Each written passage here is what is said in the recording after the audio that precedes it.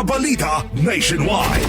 Sa mga dagdag na balita mga kabrigada, naniniwala si House Assistant Minority Leader at Akbayan Party List Representative Shell Diokno na magandang rason ang panggigipit ng China sa West Philippine Sea upang bumalik na ang bansa sa International Criminal Court o ICC.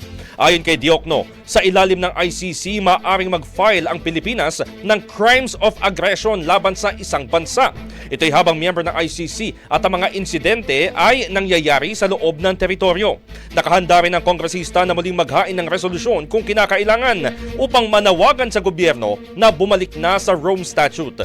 Ipinaliwanag nito na dapat ipakita sa buong mundo na sasamantalahin ng Pilipinas ang karapatan ng legal na oportunidad para sa West Philippine Sea.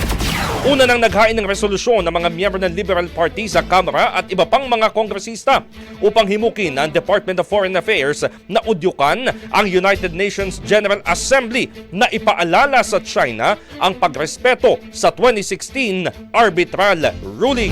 Brigada Balita. Ang bahaging ito ay hatid sa atin ng Fast Relax. Tanggal ang sakit, ora mismo.